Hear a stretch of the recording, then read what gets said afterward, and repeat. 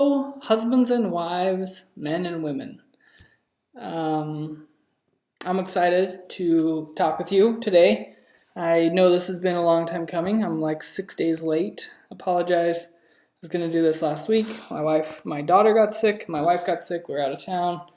And I got sick. And so here we are. But really, the goal of this is to just kind of unite the two of you in understanding where you can go from here. As many of you know, I'm a couples therapist in addition to an addiction and trauma therapist, and I've spent a lot of time helping couples repair from really big betrayals and challenging situations. Many of you know most of my work has been with couples where there's been an affair or a sexual addiction or some other type of addiction. But I've also worked with couples where there's a lot of childhood trauma that interferes with connection. I've also worked with cancers with, loss of a child, cancer, child with, Down syndrome or other chronic illness. Like life has a way of knocking us down and pulling us apart. I am a spiritual man. I believe in Jesus and God, and I also believe in an adversary. And I believe that adversary tries to pull couples apart in any way he can. One of the most effective ways is addiction and betrayal. And so I think it's important to have a discussion of how do we repair, which is obviously why you men are coming to Rise Week, why we do the partner breakthrough session. And, I've spent a lot of time as a therapist where I've worked with couples for years. I've been their weekly therapist for years, his therapist, her therapist, the couple therapist. And the Rise was built to help you not be dependent on therapists. I want to empower you both, help you both know how to work through the issues you have and unite as a couple to build the life and the marriage you want. Now, Rise Week and Legion are really created for men who want change, people who have been seeking to be different, maybe even made a lot of progress, but not yet where they want to go. And what you'll find, to be honest, is Rise Week is built in a way to help people in any place, whether you're in the lowest of low spots or even if you're actually doing really well. Rise Week helps you take it to the next level, and Legion helps you stay focused. We are new as a company, but this is not my first rodeo. I've been in the trenches with couples for a lot of years, and Rise Week is a different way, a more effective way than what I used to do in the past. Several of you know I've been the director at two of the top addiction, betrayal, trauma related clinics. Some of you coming aren't in that sphere. You're not in that addiction, betrayal, trauma realm. But it's important to you to know where I've been because, right, when you help people come from some of the most challenging circumstances with betrayal and addiction, and they're able to repair their relationships, it's important for you to know that wherever you are, whatever you're facing, you can repair yours as well. Now, I will not claim your healing. I cannot heal you. I cannot fix you. The things that we do at Rise Week are experiential shifts that I create the scenario for you to have a shift, but it's you that are having the breakthrough. It's you that are making commitments. I lead you to a path that has to be walked. My path has been similar to many of yours in that it's been long and slow and frustrating, but I made progress. Rise Week is much more effective than anything I've done in the past. I built it to be what I wish I had. And both of you will learn more about this as we go, but really the purpose of this video is to start to have a discussion between the two of you of what are you going to do next as a couple. For many of you, there have been things getting in the way, primarily trauma and addiction. And sometimes maybe it's valuable to have a discussion that not just trauma, but perceptions and beliefs and emotions can be very hard on both sides to reconnect, to have trust, to have safety. So often there's a discussion around safety and trust for women, but in my experience, oftentimes men who struggle with addiction also have a hard time trusting others, even if it doesn't have anything to do with things she's done, because our truster was broken or never developed. I'm going to get into a discussion about attachment needs, but in our childhood is where we learn to trust other people to be there for us emotionally. Many men and women don't get that, and so we never really develop the ability to count on other people to be there for us. And so for you men, learning, how do I trust my wife that as I care for her and love her, she will reciprocate? Now, again, I want you to navigate repairing together. This will take effort. This will take the two of you saying, this is where we are, this is where we want to go, how are we going to do it? So a couple things really quickly, kind of foundational things. It's my opinion that so often for those struggling with addiction, what we're seeking is a feeling of being loved, being wanted, being good enough. I very often see people seeking for this idea of, I want to be loved unconditionally. In my opinion, marital love is conditional. I believe love from our parents and love from God should be unconditional. But so often what we find is it didn't feel that way for us. It felt like we only got love or approval or acceptance when we were perfect or when we were good enough. And so if we didn't get that as a kid, we still seek that in our marriages. And the reality is we wouldn't get married without certain conditions. If there weren't certain things going on between the two of us, certain beliefs, certain commitments, we wouldn't get married. So it's important to understand that we have to work for a connection. We have to work on nurturing our relationship. And if there's been damage done, we want you to lead in the repair, you men. This is something I had to do. I had no intention to get addicted in my marriage. I got married in a good spot and was sober for several years before I turned back to an addiction. And, initially I wanted to blame my circumstances on the state of our marriage or my wife or my childhood or whatever, but the reality was I made a mess. And instead of working through the stuff that we were struggling with beforehand, I then had to clean up the mess of my addiction and the betrayal and then try to work on the stuff that was a problem beforehand. And some of you may be in that spot. I will tell you, there's a theme here at the Rise. Even the company is called Rise based on a principle that's important to me.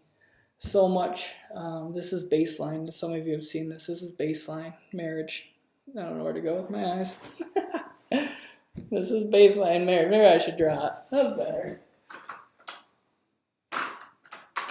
Let's see if I can see this. Baseline.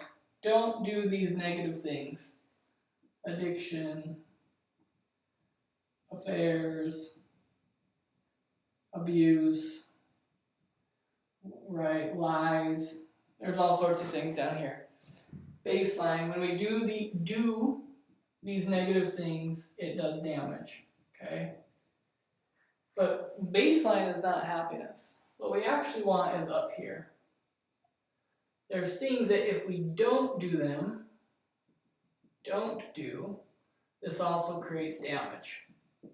Okay, so if we're not necessarily doing anything negative or bad, but we're not helping around the house, or we're not being kind, or we're not engaging in, parenting or having conversations or growing spiritually or whatever, like if we're not nurturing a relationship, that's damage also. And so a lot of what we're after here is to come out of the negative, and that's what a lot of addiction recovery world is. Stop doing the negative. Well, my friends, that's not enough. What we have to do is we have to start doing the positive, step by step, building towards the spot. We call this the Rise, living the Rise lifestyle. I'm doing the things that help me have an amazing relationship, not a mediocre like roommate scenario. Nobody got married to be roommates. We got married to be in love, to be happy, to help each other feel close and connected, to help each other grow. And a lot of people get off that path, not just people with addictions. I see it everywhere. I will tell you, I don't know the percentage of people that really enjoy their marriage, but I can tell you it's possible.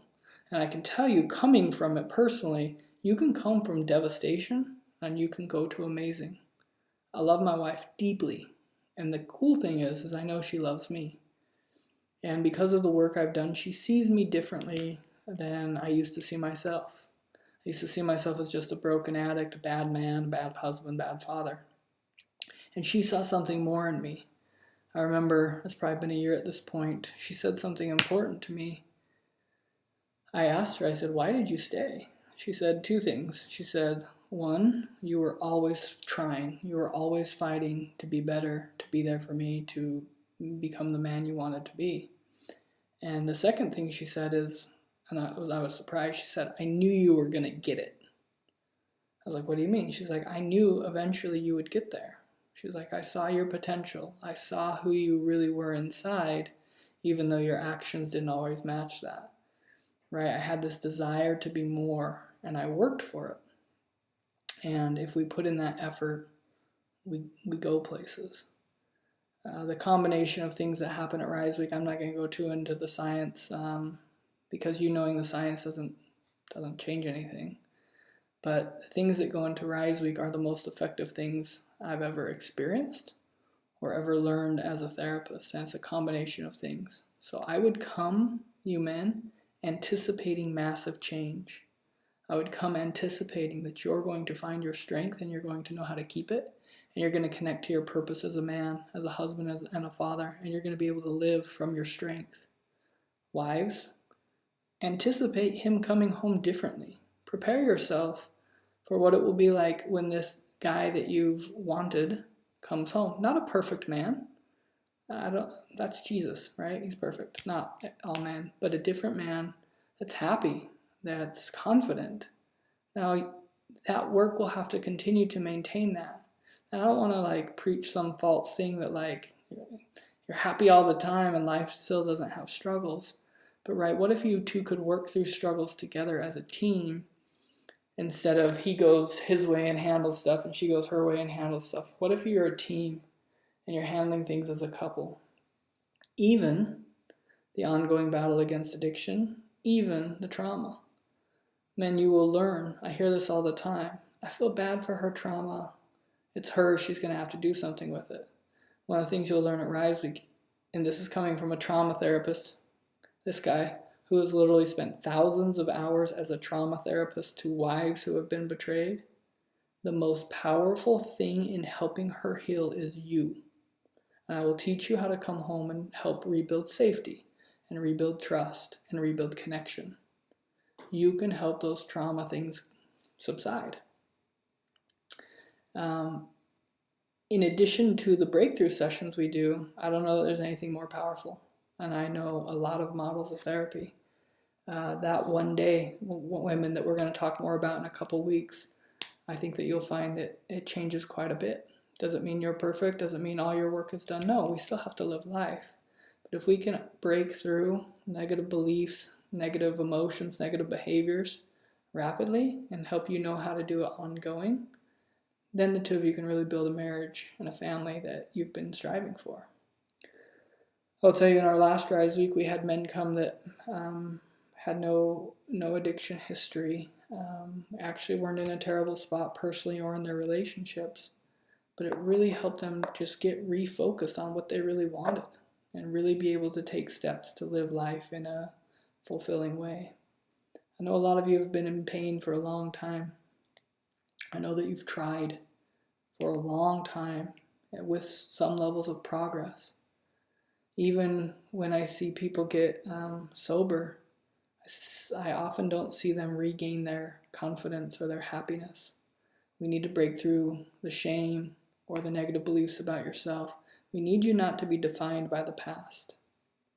You'll learn this from me, but Rise Week is built on the belief that the best thing for a marriage is a man who is fully alive, living from his strength.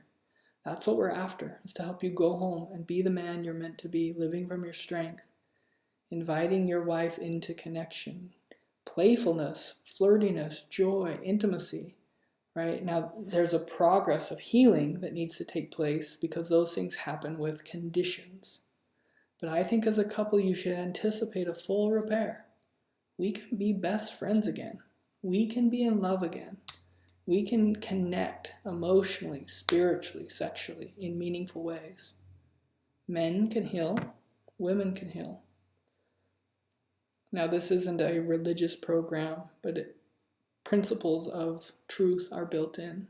I believe in healing. I believe in healing. What I would ask you to look at is, do you believe in healing? Do you believe in change? Do you believe in repentance? Do you believe in growth? Do you believe in forgiveness? Okay. My job is not to be a spiritual advisor, but it is to connect you to your own sense of spirituality. I remember moving from Las Vegas, where I was the director of LifeStar, and we were the only sexual addiction clinic in Las Vegas. And I was the primary couples therapist. I was the only, well, not as a primary couples therapist for all the couples that came through. And my work in Las Vegas there was a lot of devastating things, really, really hard acting out behaviors, really, really challenging trauma, and I guess that's everywhere. But I went from Las Vegas and I moved to Orem, and I worked at Addo and became one of the directors there. And it was interesting because the population of people that I worked with in Linden were all LDS. Believing in Jesus, believing in his atonement, believing in forgiveness, believing in change. And what I noticed was these people didn't actually believe that they could change or that they could heal, both the men and the women. Men believed, I am an addict. Wives believed, he is an addict, and they had created some definition around that. I'll admit you may be addicted, and you may have been addicted in the past, and you may battle addiction in the future. That's not what defines who you are. There's something more to you, and the addiction is an attempt to keep you from seeing who you really can become. The shame, the emotions, those are a distraction. We help eliminate distractions so you can focus on coming through. We see you clearly here, and our goal is to help you see you and tap you into your own belief system, your own value system. So I'm excited for you to come. Wives, I'm excited for you to see the growth and the progress. It's important for both of you to know that even if you're not coming with the man having done something negative, we don't view this as like the whole problem is men and they're bad guys. We view this as men typically aren't getting what they need to become the men they're meant to be. I mean, honestly, who trains you to be a man? Who trains you to be a husband and a father? Same thing for you wives, right? Even if you come from a good home, typically parents don't train us on how to do marriage and parenting and all that. So that's part of what is provided here, really getting you in tune with where you want to go. So there's a place I typically always start with men and women who come to see me for therapy, and it's just a basic question of, what do you want? Where do you want to go? Now, I encourage both of you, this is, I guess, assignment 1, independently of each other, I want you to ask yourself, where do I want to go? Some of you will say, I don't know. I don't know if I want to repair this relationship. I don't know if I want to reconnect. I don't know if I ever want to, be intimate again or hold hands or whatever. You need to get honest with that. Because if one of you thinks you're rebuilding a marriage and the other one has no interest in that, it's not going to happen. So I think it's valuable to say, this is where I am and this is where I think I'd like to go, but I'm not positive. I remember there were times when I would struggle or relapse, and the reality was my wife didn't feel close. She wasn't sure about the future. She would say things like, I think I'd like to be close to you again in the future, but I don't feel that right now. I feel hurt and whatever, scared and hurt.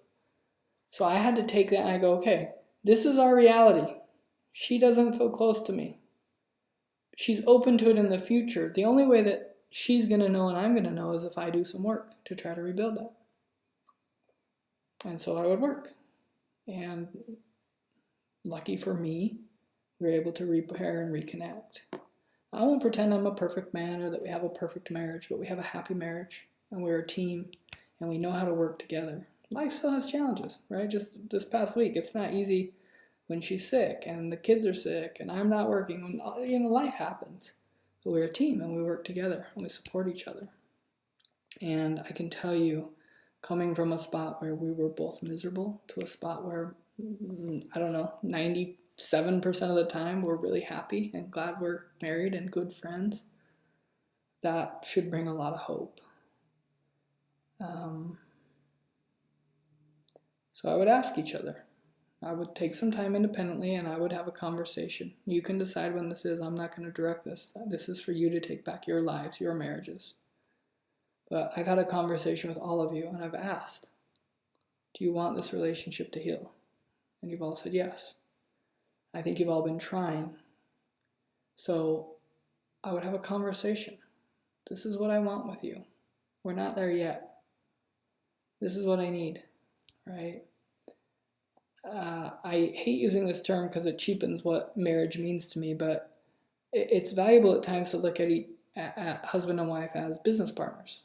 You're in the business of building a marriage and having a family. And having a conversation. What are we building? Okay, or maybe you're contractors and you're building a building. I don't know. There's a bunch of analogies. We're building a building together. What are we building? Are you building the same thing, right? Is one of you trying to build this while the other one's tearing it down, right? Are you a team? So you need to have a conversation. If you're going to build a marriage, you need to have a conversation of what the marriage is. Is it going to include fun? Is it going to include, working together with finances and parenting? Is it going to include intimacy? Like, you both have to be on the same page with where you're going. I understand it's not built yet, but you're going to get a lot of help in that direction. But you need to have clarity on what you're building. The other thing I'm going to cover, and you will find that my goal is to simplify things to the essence of what's most important and empower you so you're not dependent on me or therapy. This is meant to be a place of strength and transformation so you can be you. So there's a couple things that are valuable to know. I'm going to talk a little bit about attachment here. Attachment is the bond between husband and wife. Now, as children, we have two attachment figures, but one primary. It is typically our mother. She is our primary attachment figure. Our father is also an attachment figure, okay?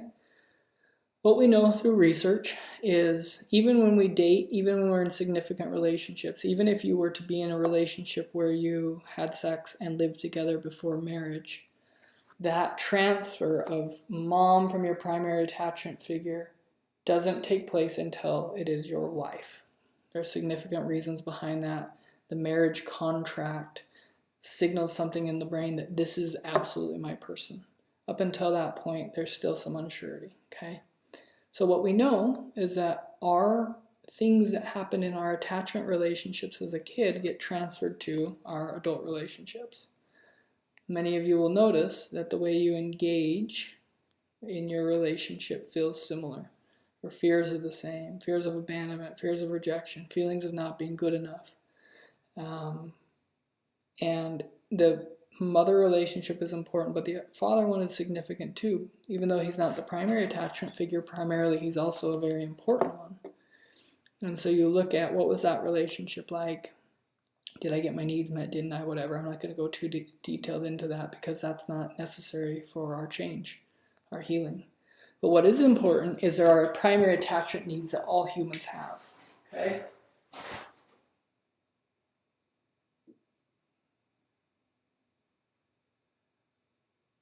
We need to know that we are acceptable. Is that right? Yeah. And that we belong. Okay? We need to know that we can get comfort and care and that it is safe. Okay? This is physically and emotionally. I should have wrote that way bigger. Okay. We need to know that we are acceptable and that we belong. We can get comfort and care and that it is safe. Ask yourselves, did I feel acceptable in my family? My belief is it's not just my belief, but it's my belief also. Our primary human need is acceptance. We need to know that we are acceptable. To be honest, so many of us don't get that message. We get that we are flawed.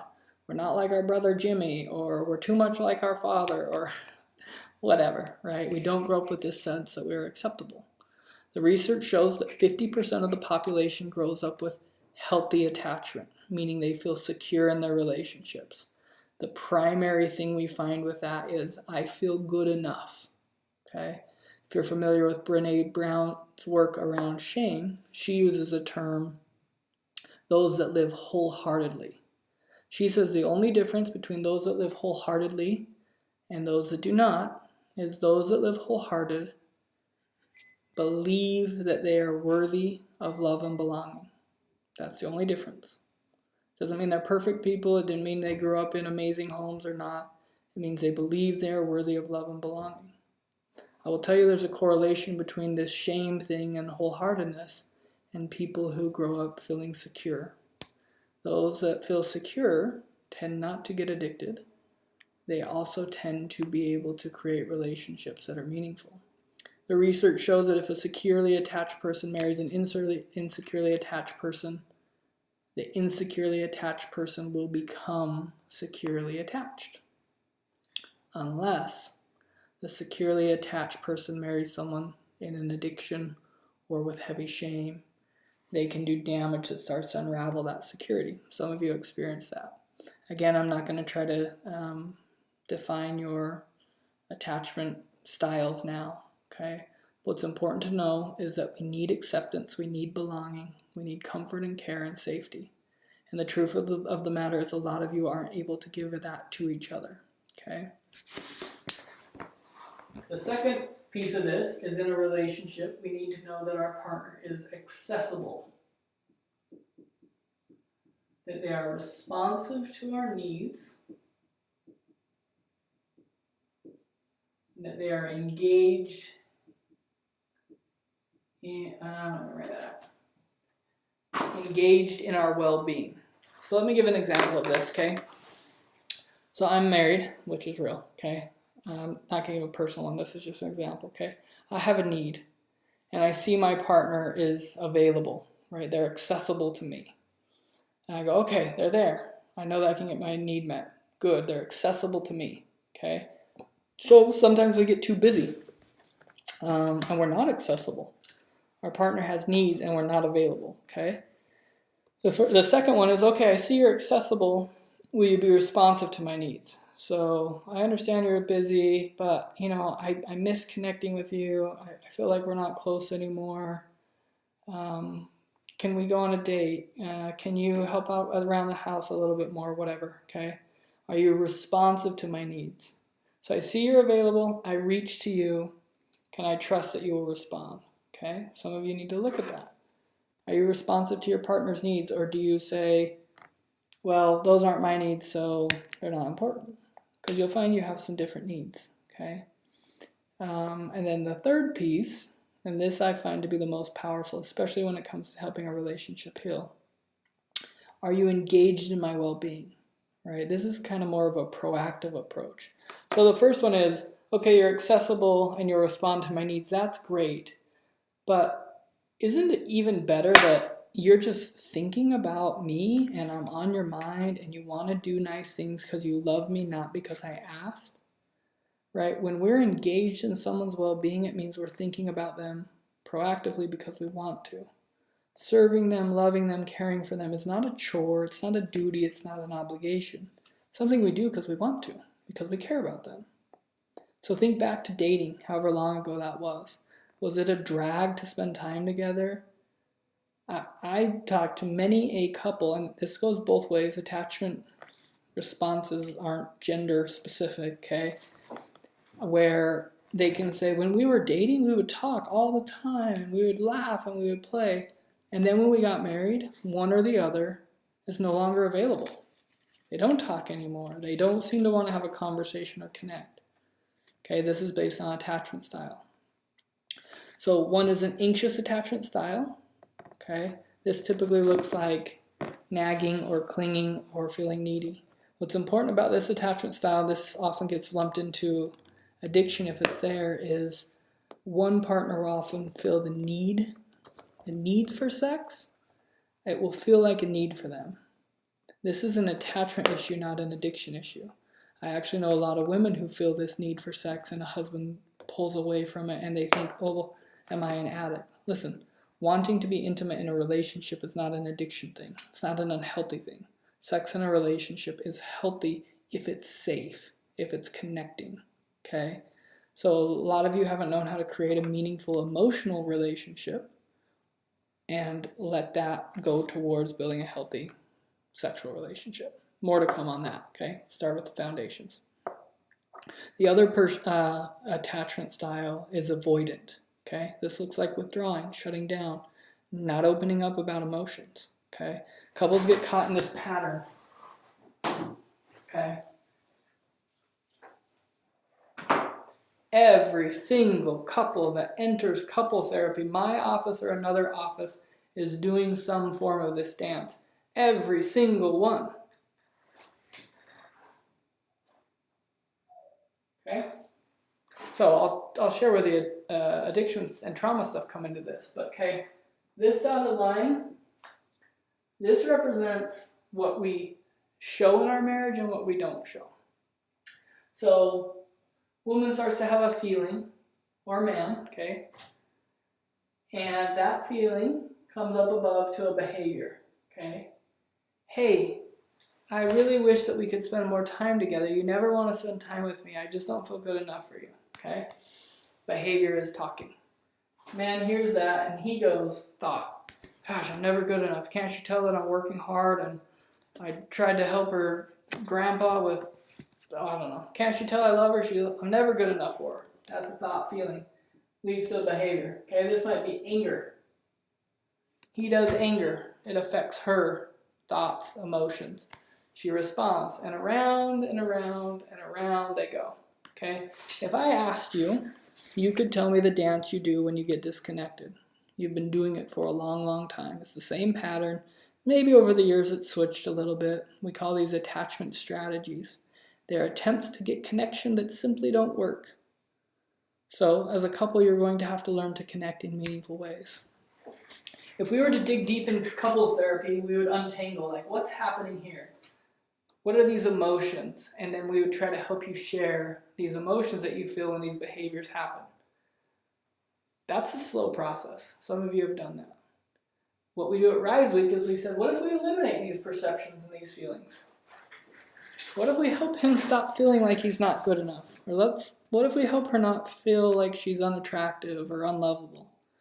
What if we help heal that belief system and the emotions that follow and the behaviors? Then couples can just have a normal conversation about, hey, I love you and I want to connect with you. And do you want to go to the movies on Tuesday? And what should we do about the children? Okay. Rise Week and the breakthrough process help us work through the underneath part. Okay? So we often see this fighting back and forth, 2 hours into the night. One's trying to shut it down, the other one's trying to keep it going. You're both seeking something, but you're not able to do it correctly. The answer to this would be get vulnerable about what's really happening. The challenge is what most couples end up doing is they get vulnerable with their reactive feelings. When this happens, you make me feel like I'm not good enough. Well, that is reactive. Okay? If you know you're lovable, if you know you're good enough, if you know you're capable, someone else doesn't make you feel that way. Okay? This is stuff that needs to be healed. This is part of the core of what we're after. So I'm a trained couples therapist in the top couples therapy. Okay? I will tell you that this process of repairing a relationship is much faster when we do the underneath work of each person, where we help you both feel capable and connected to your lovability. Where you believe you are worthy of love and belonging, then you will engage from that spot. Okay? The place where addiction can come in, right? This is a behavior. He does a behavior. He hides it for years sometimes, or maybe he shares it. And it affects her. It hurts. It doesn't feel safe. It's hard to trust. For some of you women, it triggers your own feelings about yourself. You know it's not about you, but some of you feel like it is. if you're sexier or nicer or whatever the thing is, then maybe he wouldn't do this. We want to eliminate that. He does the behavior, causes a feeling, and then it can go to a trauma response, right? And I'm simplifying all this. There's more pieces in here that you can read. Hold Me Tight, or Love Sense if you want more education on this, okay? The key here is we want to undo the pattern, okay? So a lot of couples know this. We really have this downward spiral, or we don't even attempt to connect anymore because we just know we can't do it, okay? If you're a couple that wants a healthy relationship, you're going to have to work through the stuff that gets in the way of you connecting, and you're going to have to do the connecting work. So going to therapy for a year individually to try and work on a relationship doesn't make sense.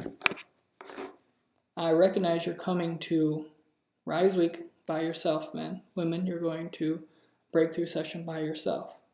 However, the full goal of that is to undo the things that get in the way of you having a relationship. You two are going to have to build a relationship. I typically don't use the term rebuild.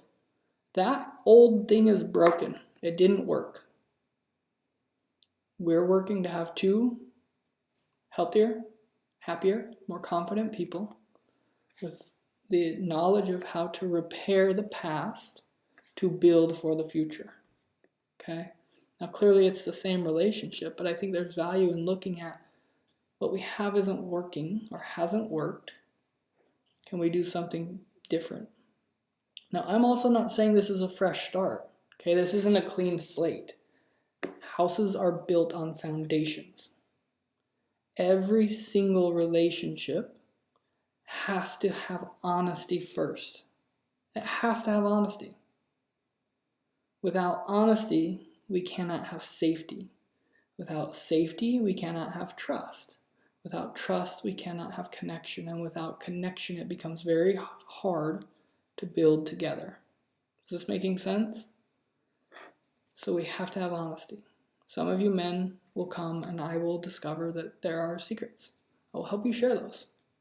Our last Rise Week, a man came and he was had an ongoing affair. And he called the affair partner with me next to him and he ended it. And then he called his wife and he said, I know I had told you I'd ended the affair. I hadn't, but I had now. We are 6 weeks out from that last Rise Week, and I've talked to both of them recently, and they're doing very well. They're reconnecting like they never have before because he found himself. He's not just working on stopping negative behavior. He is working on being an elite man, coming through for his wife and being there for her hurt. Okay? If this type of stuff can happen, all of you can do it. None of you are past this point of reconnecting and building a relationship. The question is, do you want to? Are you willing to do the work?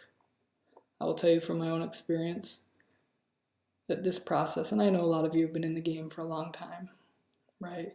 This process moving from here to where you want to go will be much quicker than what it took me and my wife. And that's good news. So what I would like to come out of this, and I don't want to belabor this and make it too long, is a conversation before Rise Week. Do you want to build a marriage with me? Or what do you need so you will want to? Okay? I will tell you that it won't happen without honesty and safety and trust and connection. And I can help you work on those things.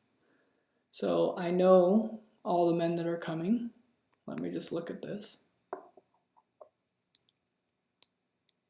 Everybody coming has struggled with addiction. That means all of the partners have felt some level of betrayal. Obviously, handling negative behaviors like addictions is a key part of this. We'll do a breakthrough on the addictive behavior. I know some of you men are sensitive to feeling like, take that back. Not all of you are dealing with addiction. I was looking at the wrong list. A lot of you are. And a lot of you are doing other things that probably should be classified as an addiction, but you minimize it. The core here is, are you numbing? Are you escaping life? A guy I really like uses the term, are you sedated? Has something taken you out of being the man you want to be? Okay? So this isn't addiction recovery, but it will be the most valuable thing for those of you who have experienced addiction or are still stuck in addiction. Okay, we get to the core here.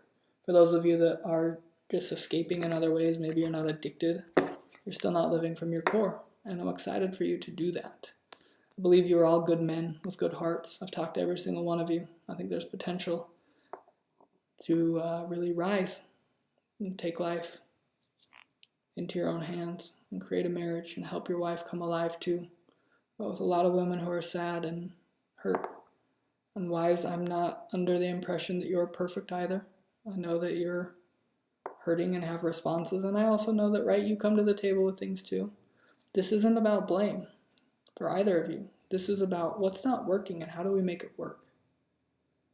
The opportunity to have something really amazing is available. And that would be my hope for each of you. To really have happiness, to learn how to be a team, and to then how to, connect with your children in more meaningful ways, and to help them learn the things that we didn't learn. Really teach them how to have a healthy relationship. So if you have any questions, email me. I'm open to another video, but this is just kind of a foundational thing around repairing. You will not repair unless you are intentionally trying to repair. You will not maintain connection once you get it unless you are nurturing your relationship. There will be more to come in the future around repairing couples. For now, what we found is when we help a man come fully alive and re-engage in the relationship, that does a lot of good for both. When we help a wife break through, and she starts to see you a little bit differently, and you're coming through, she becomes a little more nurturing and comforting. Women are naturally inclined to be loving and caring. Now, I know some of you are like, whoa, she's not, she's in trauma. Well, trauma is not nurturing and kind. Trauma is protecting yourself. If you can learn to help her feel safe, she doesn't have to have a trauma response anymore. That's my goal, is to help everybody get where they want to go. So in a couple days, men, you will get a video just for you. And you'll get an email that will help you know what to prepare for, what to pack, what you'll need, directions, addresses, all that type of thing. And then wives, in like a week and a half, so not this Wednesday, but the next one, I'll send a video that will help you prepare for your breakthrough session. And then the following week, men will be here for Rise Week. I'm super excited. I think some of you aren't not sure what to expect. We purposely don't give a lot of details because it's hard to explain what happens in a 4-day span. And we like the element of surprise. But what I can assure you, if you're not excited, you should be, because you will love it. Okay, this isn't a go to a therapist's office and talk about the things you don't want to talk about. This is about you coming alive. Every man that's come to Rise Week loved Rise Week. They actually wish they could come back every month. They've asked, can we come back every month? I said, well, if you would like to pay every month, you can come back, but you probably don't want to do that. This is meant to be something that helps you come alive the way that men come alive. I want you to tap into your soul and find you. And then I want you to take it home, and I want you to help her find her. I want you to help her uncover her sweetness and her love and her kindness and her gentleness. I want you two to have the best relationship, not roommates that have kids. The full repair should be expected because you two are capable. Bad timing, so we will end.